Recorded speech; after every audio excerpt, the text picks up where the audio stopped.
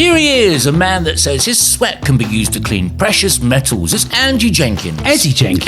And this is a man who once walked up to Jennifer Aniston in a Whole Foods and said you were on a break and tipped all the avocados out of her shopping cart.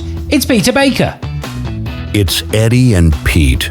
As if by magic, episode 3 rolls around. Yippee! I can't believe it. Here we are. We're still going. We haven't been taken off the air. It's amazing. Is there a taken off air situation with podcasts? I don't know how it works. If it's going to happen, it's going to happen to us. Hey, listen, we know we're a little bit niche, but we're thankful that you have downloaded this podcast. Wherever you get your podcast from, we appreciate it. Don't forget, like, share, and subscribe, and get in touch with us because we want to incorporate that in future episodes, along with guests and features and fun stuff and silly stuff. And in today's episode, we're doing one of the things we used to love doing together on the ship, not eating, not beveraging, but actually movie quotes. I love this, an opportunity to try some impressions. Well, not good impressions. No, I didn't say good impressions. Yeah, so we're going to talk about that a little bit later on. I'm personally worried that my impression is going to be worse than I remember. They're not going to come across well. And we've already, can we let you know what's happening behind the scenes at Podcast Central here? Things are not going well because the thing with Peter Baker and I is that we disagree on when we should record these podcasts. Different way of working. That's what I look. Well, I'd like to record them when I'm not doing anything. Peter seems to choose the time when always I want to watch the NFL. Now, I'm no expert on NFL. But I do like to watch NFL because it gives me an excuse to eat chicken wings and have some beverages with lots of ranch dressing. It does appear to me there's NFL going on every day of the week. So we have found time to record episode 3. So thanks for joining us. So one of the things I remember having a lot of fun with was I was doing a game show, which is movie quotes, which is basically the Hollywood's 100 best movie quotes ever published. And we had some fun and actually started doing the impressions of the actual movie quote itself. And that turned into a lot of fun for us. And it was great because you did all the work putting the movie quotes and I just used to have to show up and do bad impressions. As with most things, really, I was the wind beneath the wings.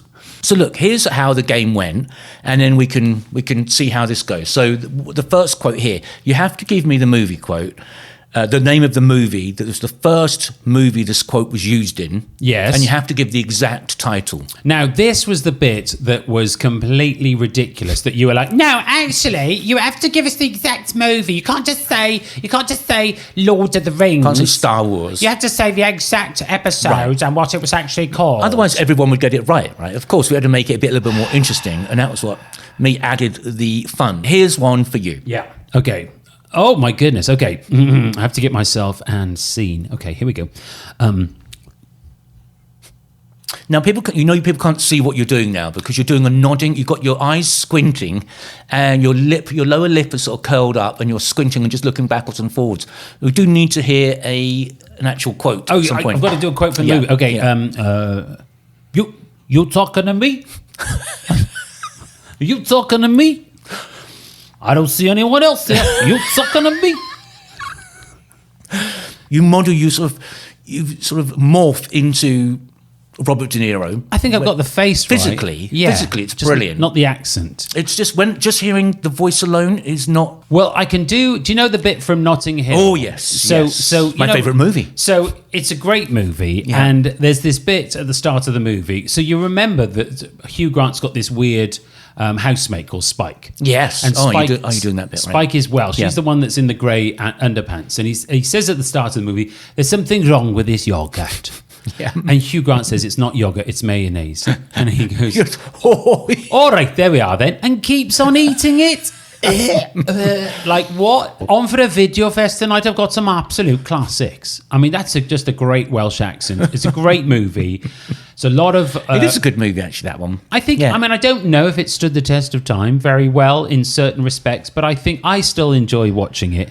And it's got some great actors in it, including the fella from Downton Abbey. Love your work. Oh, yeah. All right. So you talking to me, you're saying that I didn't do very well on that one. No, you did great, but that was a Taxi Driver. Look, you can do this because I know you can do this one really well. Oh, my goodness. Well, this is a great movie. This is... Can I do the whole scene? Yeah, I don't sure. know the whole do scene. the whole scene. Okay. He goes, you want me on that wall. You need me on that wall. Did you order the Coke? Yeah, damn right I did. You want the truth? You can handle the truth. It's such a good movie. And if I yell it, which I can't do as much on here, but when I would yell it when we were doing it on the ship, that would be one of the most fun moments of my week, trying to scare you with this movie. And the movie, it's got Tom Cruise in it. It's got Demi Moore in it. Jack Nicholson is in it. And that's who I was supposed to be. You can handle the truth. That was Rob Reiner who directed that. And it was written by Aaron Sorkins, right? Right, you're one of your favourites you're always going on about. Absolutely. I do like to bang on about it, but I think he's really good. He did The West Wing, and I absolutely love The West Wing. Yeah. What I heard somebody talking about this movie, and when they were making it, so I don't know a lot about movie making, you'd be surprised to know, but apparently when Jack Nicholson does the big scene, you want me on that wall. Yeah. You need me on that wall. So he did the big piece to camera where they filmed him from the front, but then they have to go back and do the scene a bunch more times because they have to film reaction shots, and from the one side of his head, from the other side of his head, and Tom Cruise's close-up reactions, and then other reactions. And they said that every single time they did it, Jack Nicholson did it full out, no marking, no messing around every single time. Just like he gave a full-on performance, and apparently it was like a masterclass in acting. I often look at a movie and wonder whether that movie would have worked if any other actor had played that role. That movie, although Tom Cruise was great in that movie, but if it didn't have Jack Nicholson in it, I don't think it would have been as big as it was. I'm trying to picture, say, somebody like Richard Simmons playing the Jack Nicholson role. Something like that. Or Rowan Atkinson, you know, or Spike from Notting Hill. You know, you want me on that wall. You need me on that wall. What about, can you do Michael Caine? You're only supposed to blow the bloody doors off. That's not the line. Is that not from You Give Out? You can't handle the truth. Once it goes off. I've never been able to do impressions, but I do enjoy having a go. And I think that's because I was in the Scouts. Do you know what I mean? Yeah, be prepared. This one, everyone can do this one, except me, apparently. I don't know. Baba always said life was like a box of chocolates. You never know what you're going to get. Funny, I remember these being a lot better than they are. I never claim to be able to do these. I just claim to have a lot of fun doing the game show with you. But I love it's. See, I know it splits opinion, but I think Forrest Gump is a good movie. Yeah. You know, me and Jenny was that peas and carrots again. Dear God, make me a bird so I can fly far, far away from here. From that day forward, every day I was going anywhere. I was running. Like there's so many quotable lines, and it's about the American way and the American dream, and it's about these iconic characters, and it's, you know, and I love Robin Wright in it. That's my boat. That's my Jenny. I like Lieutenant Dan. I scream. You ain't got no legs, Lieutenant Dan. I want to hear you do a movie quote before we finish. Okay. No, Mr. Bond, I expect you to die. Now, what movie? I'm trying to think of a very camp James Bond film. No, that wasn't. That was. No, Mr. Bond, I expect you to die. What is that? First of all, what's the movie? That wasn't James Bond. It wasn't a quote from. That was a quote from a James Bond movie, not actually James Bond. No, Mr. Bond, I expect you to die. Is it The Man with the Golden Gun? No, Mr. Bond, I expect you to die. Moonraker. Goldfinger. It's Goldfinger. And which character were you doing? And I was doing Auric Goldfinger. So he's got Sean Connery on the bench, and Sean Connery says, "You expect me to talk? No, Mr. Bond, I expect you to die." Where does that rate in the James Bond canon in terms of how good it was? Oh, it's very good. And I think whichever Bond you saw, like I grew up in the 70s watching Roger Moore in the theatre and Sean Connery on TV, and so I liked them both. They're very different. And I liked, Sean Connery was probably the tough Bond. James Bond wasn't Scottish in the original novels. Yeah. But Ian Fleming liked his first movie, Dr. No, in the end so much that he wrote the next final novels as having a Scottish ancestry. So he changed it to be around Sean Connery. He liked it so much. My favourite, I suppose at the time, because I grew up with him, was Roger Moore. And Roger Moore was sitting in, so it was in mid-70s, and he had done a couple of James Bond movies. And he was in a airport lounge catching a plane, and there wasn't a separate VIP lounge as there are nowadays. So everyone's just sitting in there, and a boy and his grandfather are in there, and the boy recognises him as James Bond. He's recently seen the movie, and he says to his grandfather, "Can we go over and get his autograph?" So the grandfather takes the boy over, and they ask for his autograph, and Roger Moore says, "Of course." What does he say? So he gives them the autograph, and they go and sit down. And then the boy's looking at it. They sign he signs the ticket, I think, that they got. And the boy looks at it and says, "He's written the wrong name. He's written Roger something, but his name's James Bond." So the grandfather takes the boy back over and explains, "He's written the wrong name. Can you change the signature?" And he says to the boy, I had to say that in case there was anybody from Spectre in the room." Right? Wasn't too bad. But anyway, so the story doesn't end there. 25 years later, that boy is now a cameraman working for UNICEF.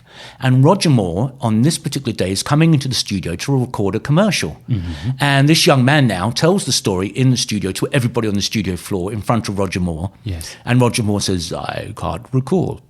And but then he passes him at the end of the day in the corridor, and Roger Moore says, "I had to say that in case there was anybody from Spectre in the room." I thought that was quite cool. That's the most random anecdote ever, but it's good. I enjoyed that. Here's one. I do one. "You want to know how you get Capone? They pull a knife, you pull a gun. He sends one of yours to the hospital. You send one of his to the morgue. That's the Chicago way, and that's how you get Capone." You know what? You really grew into that role because the first line and a half sounded slightly Russian, but then you really got into it. It was really good, actually. It's difficult, right? I enjoy. Yes, but that's a good quote. "No, I'm an ogre. You know. Grab your pitchforks. Doesn't that bother ye?" I've never seen this movie, I don't think.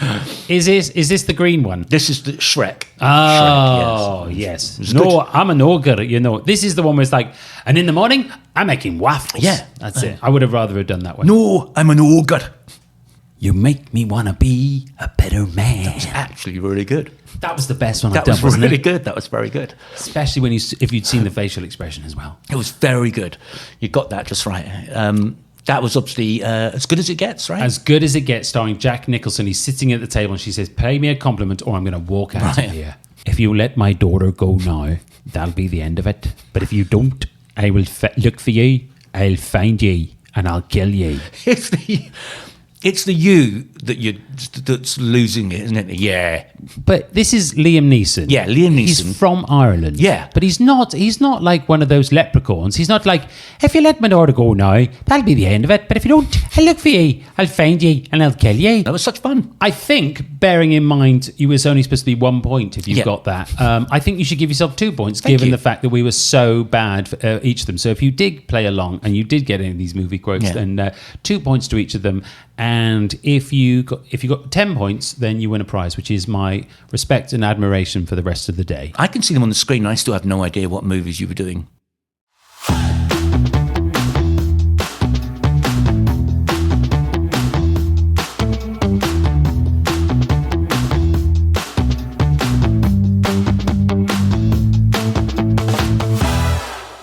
It's time for the game that everyone's talking about. It's What's My Age Again? Yes. You're playing against Peter Baker. Hello. Here's how it works. I give you 3 celebrities that are alive, and this is their current age at the time of recording. What's happening? You're going to guess how old they are. Got it. And you can play along at home. You can play against Peter Baker because we're going to add up the scores, and we'll help you add up if you need to. You pick their combined age, and if you get it spot on, you get 25 points. Judging by them so far, this is going to be not many times you win 25 points. This is absolutely my game. I'm tuned in now. I wasn't tuned in before. I am ready and waiting. But with the combined age, if you get within 5 years, you get 10 points, and within 10 years, you get 5 points. Outside of that, you get yet nada, nothing. Your first one, help me, Rhonda, help me, Rhonda. Help me, Rhonda. Is it Rhonda? Help me, Rhonda. No, it's actually one of the Beach Boys. Uh-huh. It's Al Jardine. I saw the Beach Boys a couple of years ago on July 4th in the Hollywood Bowl. Absolutely brilliant. It's not really the Beach Boys now, let's be honest. It's just the Beach Boy. Al is still there. And how old do you think Al Jardine is from the Beach Well, Boys? I'm glad you asked me this one. Okay. He is in his 70s. Uh-huh. In fact, he is late 70s. He's 78. He's 78 years old, Yeah, you think? yeah, Okay. yeah. You've done the math on that? Yeah. So when was the first Beach Boy hit? Well, it you was think? the 60s. Which part of the 60s? The early to mid Okay. 60s. So like say 64. Yeah. So you think Exactly 64, yeah. so you think assuming he was 18 in Yeah, 1964. he was. Yeah. Okay. All right. I'm not sure. All right. If you're playing along at home, how old do you think Al Jardine? Do you think he's older or younger, or do you think Pete's got it spot on at 78? Next one is Sean White. Oh, love his work. Okay, what's your favourite thing that Sean White's ever done? Well, what was the names obviously escape me. But is it his skateboarding? Brilliant. Yeah. Yes. Okay. I used Skateboarder to learn Sean the White. tricks. How old do you think skateboarder Sean White is? And he's been in a couple of movies as well, I think, if I remember. How old do you think Sean White is? Well, Sean he's been around for a while. Yeah. And his skateboarding tricks, I remember learning them. Oh, yes. Yeah. You did you? Yeah. You and your skateboarding. Yes. Vibe that you went through, your skateboarding phase. Yeah, that was about 30 years ago. Okay. Okay. Why are you putting faces? Because yeah. I'm not sure you know who Sean White is. No, I mean, I'm not saying I was watching Sean White at that time, just my skateboard phase was 30 years ago. But that's more Tony Hawk era, I think you're thinking of. But, so what do you think? Well, I'm thinking about 20 years ago, was I watching? No, 40 years ago, I think I was. No. It's already 20 Just years. recently. Yes. Recently. Probably 15 years ago. That's it. Yeah, now right, I remember. right. And his name again was? Sean White. Sean White. Yeah. Yeah, I Gotta think he's harrow you. 40 years old. 40 years old? Yeah. Okay. What do you think at home? Do you think 40 years old is a good shout? It seems like Peter Baker's got no idea. All right, you might have a better clue with this one. It's author and man with crazy hair, Malcolm Gladwell. How old do you think Malcolm Gladwell is? Well, this is the 10,000 hours man, right? That's right. With Blink. the crazy hair. Yeah. 10,000 hours. Yeah. Lots of great books. Very good indeed. How I'm old do going you with 82. 82, you Yeah. say? 82. I'm surprised at that. I Yeah. thought you'd know that. All right, No. so what you're saying What do you is... mean? Nothing. No. This is great. Well done. Okay. So you said 78 for Al Jardine. That's right. So you think Malcolm Gladwell is older Yeah. than Al Jardine? Yeah. Okay. All right. Okay, I'm not sure. It actually doesn't matter as long as they all come together at the end. That's true. Right? That's true.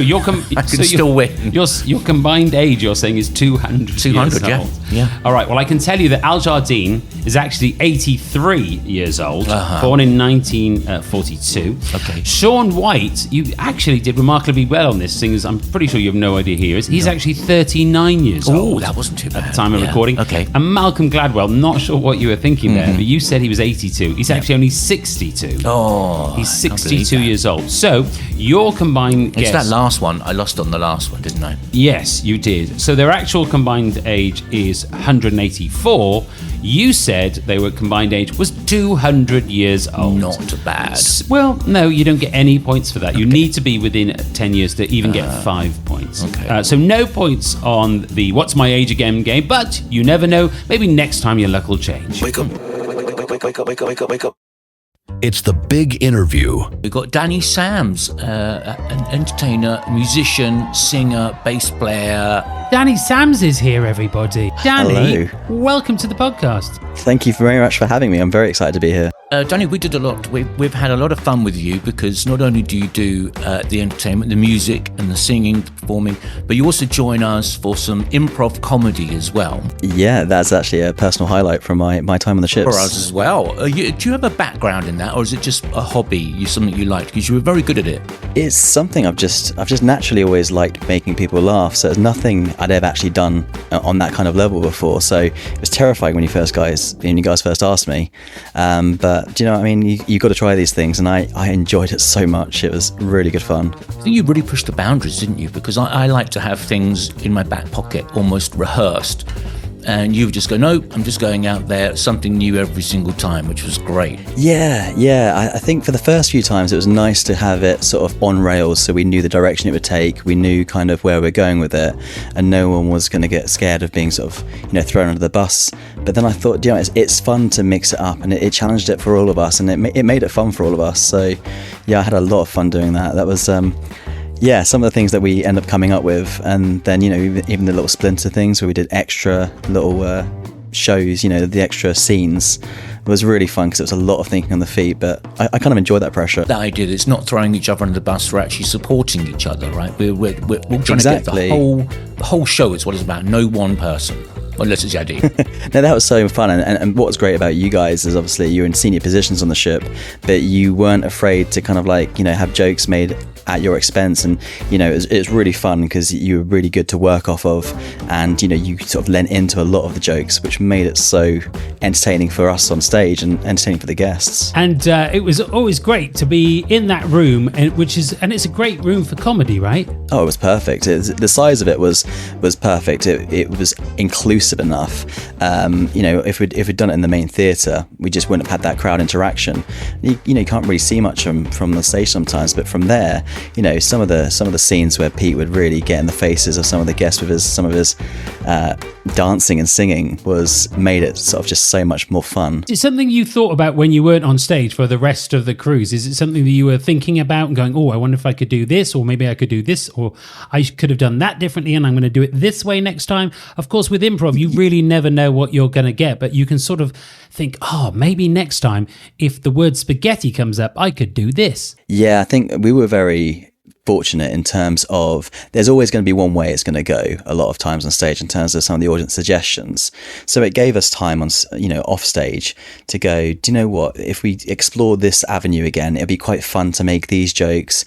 And then obviously we had the little bits where we could have our own little sections, like the news presenting press conference. The press conference is the word I'm looking for, exactly. There you go. So it was fun making up our own names, and then when a joke really landed, we knew that we could have fun and play around with that next time. So that was a lot of fun. There was a part of it where the audience would shout out, death by something, how you're going to die. And I found those suggestions hit and miss, but you just got involved with everything that they suggested and came back with a funny idea with whatever it was. That's what I really enjoyed about it. It was a mix of thinking on your feet, it was clever wordplay, or it was just physical comedy. And I think I've just grown up a lot with comedy throughout the years, so you kind of know what you like, and you just hope that the audience are going to enjoy what you like. And I don't think we ever had a bad crowd or a bad reaction to anything we did on stage, which just gives you so much more confidence each time, even though I think I can speak on behalf of all of us, we were all going in terrified every single time. I mean, I certainly was, just because you just didn't know where it was going to go, but there was an excitement to that fear, which I really, really sort of loved. It's a comedy, absolutely. That's what I think of when I think of you doing that show. Certainly where death by anal probe. Not sure if we can say that, but that was hilarious. And then you falling over the railing at one point as well. That was me trying to get that slapstick comedy in there that I think we were really missing at the time. So I thought, do you know what would be really funny if in the middle of a rap, I decided to face plant just as I make my introduction. And, I think it really landed. It didn't land well for me, obviously.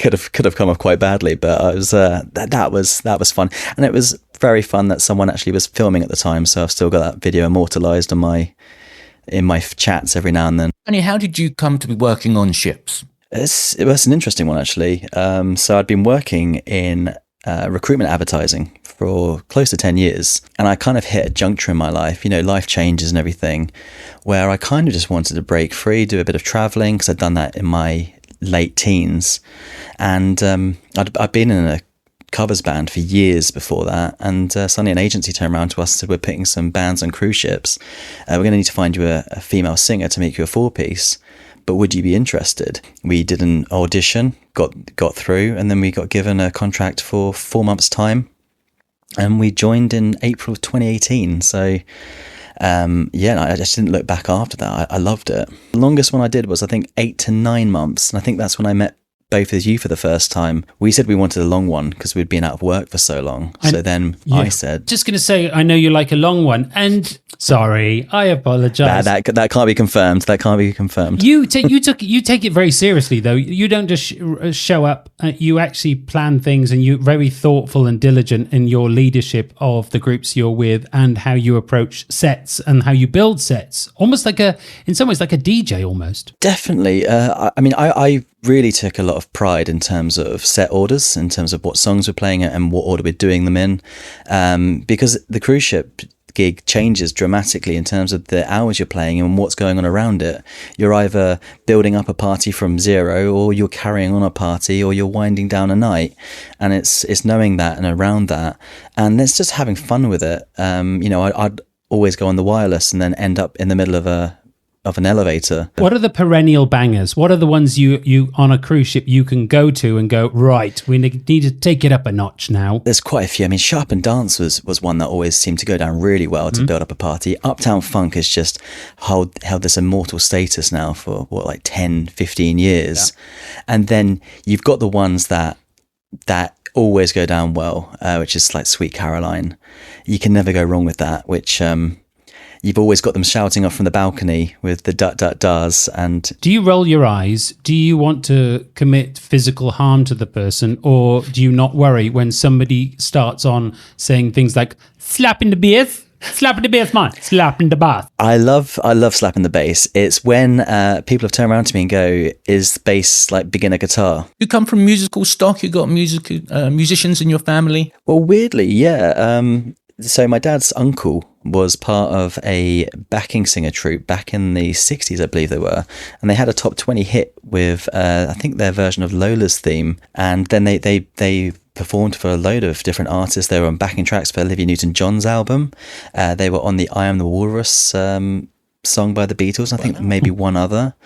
Jerry Anderson, if you remember him, with the Stingray and Thunderbirds. I've never been able to actually ascertain what part it was, but they were on Stingray, and I think they might even be the backing vocal for the Stingrays in that theme tune. Wow. And I've never quite understood this, but on the Disney soundtracks you find, they are always accredited, and I don't know how, but to scales and arpeggios from the Aristocats. So that was an inkling in my life. I mean, I didn't really know him up, and I think he passed away when I was like 10, so I never really got a chance to have the conversations with him about what it was like. But when we're clearing out his estate, when he first passed, they found all these contracts from Decca Records, and I would have loved, if I had just been a bit more aware at the time, just to have these conversations with him, because they even appeared on like the Morecambe and Wise show, I think the Benny Hill show. They were really big stock back in their day, and I never had a chance to pick his brain to find out what that was like and hear some good stories. So cool. That's some comedy pedigree there with Morecambe and Wise, etc. Who are your comedy idols and inspirations? I mean, please don't embarrass. Don't say us. And like, come on, there must be other people other than Eddie and Pete. You can't top you two guys. I mean, I saw you guys, and that's what made me want to get into comedy. I liked Lee Evans. I remember having a lot of his DVDs when I was in my teens, because he's very physical comedy, and I found that very, very funny at the time. Sweaty. Very sweaty. Lee Tommy more than Cooper. you. Lee more than you. Yeah. Now, you're from Portsmouth, right? Well, I actually grew up just in the Surrey area, but nowadays I'm based around Southampton way. Before then, I grew up in a little village called Chiddingfold. So my parents owned a shop there for maybe 10 years of my life, which was the local village shop. No Tesco's around, none of the big boys in the area. And that was interesting, because it was a very small, inclusive village. Everybody knew everybody. I mean, it was a very interesting village. Do you remember Mike and the Mechanics with Looking Back Over My Shoulder? Yeah. That music video was filmed right outside our shop. I think they had screens up so you can't actually see the shop, but that was filmed all around there. We were down the road from the studio. That's where they recorded their album. I think there was Phil Collins recorded there. Damien Hill lived in the area. Sue Barker had a place down the road, so she'd pop in the shop every now and then with a hat pulled down low so you couldn't see her. One of Steven Spielberg's writers lived in the big house that was down, the Fancy Street. So it was really interesting. Big to house grow on around Fancy there. Street. That was the actual address. Yeah, if you Big House Fancy Street, Chiddingfold, you can write to him directly Wait, now. I want to know, did you get free sweets? Unfortunately, yes, a lot. I think I think I was very lucky to get away with not having more severe health problems later on in my life, because I would just go to town on the jelly tots, the Smarties in the stock room, and I probably should never let my parents find that out, because I don't think they know quite how much I ate. Maybe they did during stock take. Do you have a favourite port? Favourite port? Yeah, I'm not talking about alcohol. I'm talking about favourite port that you visited. One that sticks to mind is Hawaii, just because that was the first one that I flew into. But the one that really holds dear to me is Reykjavik in Iceland, because as you both know, we get some absolutely fantastic places to visit, and sometimes we're lucky enough to be overnight in those ports. And in this particular one, we got off in the day. We went to see the geysers, however you fancy pronouncing it. However you pronounce it, they will correct you. Just let them have their moment of glory. So we'd been to see that earlier in the day, and we'd hired a car, and then we still had the car hire until the next morning. So after the last set of the night, which was 10 o'clock that night, we just jumped into the car and just did a massive road trip around Iceland, having to get back in time for drill in the morning. So we just drove for 6 hours and went to go see the big waterfalls, the glaciers.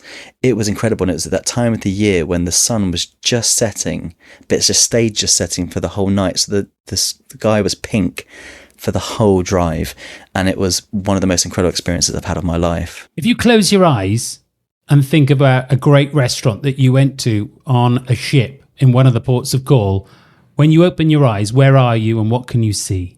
It probably has to be Naples for the pizzas. I forgot the exact name of the restaurant, but it's any of the restaurant in Naples. You just get such great pizza, and it was just lovely because you sat around with friends. Sometimes the guest entertainers come out and join you in the ports, and you're just sitting around with these really talented people, just wondering how you got so lucky in life, really. I mean, there was one night in one of my contracts where I went to go see the cast in their show, walked around the ship and watched the other bands and the other musical acts, because they're not all bands. You got the solos and the duos as well. You just watch the sea from deck 5 and you go, I'm really lucky for this life. I know those people on the stage, and I'm so impressed by all of them, and they're all doing such a fantastic job, and I'm lucky enough to call them my friends. So that's something from the ships that I will always forever cherish and love.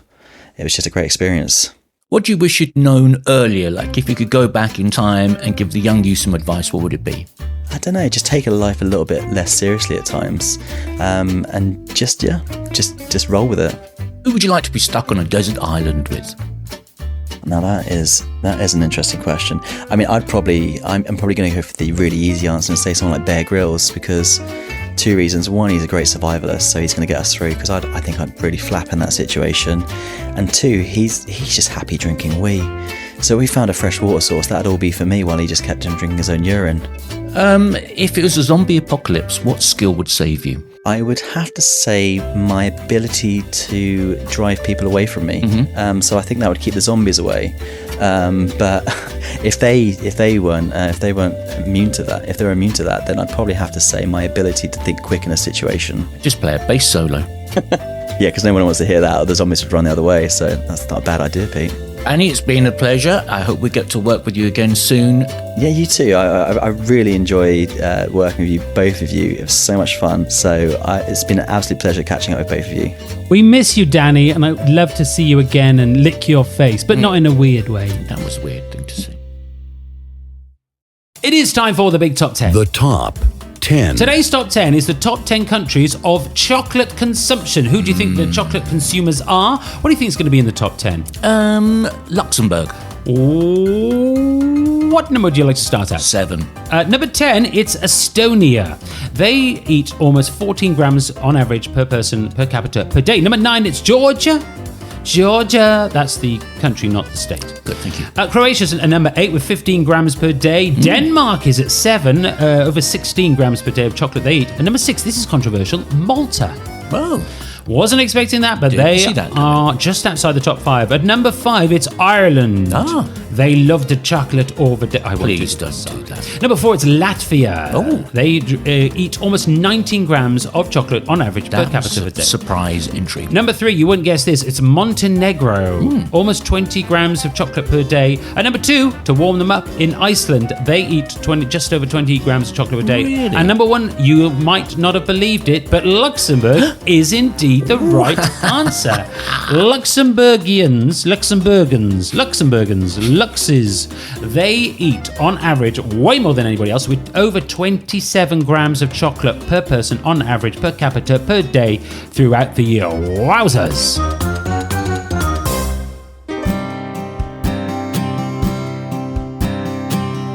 We hope you've enjoyed this podcast. I hope you get the chance to enjoy the banter and largely considered thoughts. Like, share, and get in touch with us. It's all just a bit of fun. And next time, please let us know about any allergies you have before you start listening. Please do leave a review, especially if you enjoyed it. It really does help. If you'd like to get in touch, email us, eddieandpete@gmail.com. That's eddieandpete@gmail.com. You can follow us on socials on Insta and thefacewebbook.com. All views in this podcast are irrelevant and belong to nobody. This has been a proud production of Eddie and Pete Productions. Love you. Okay, fair enough.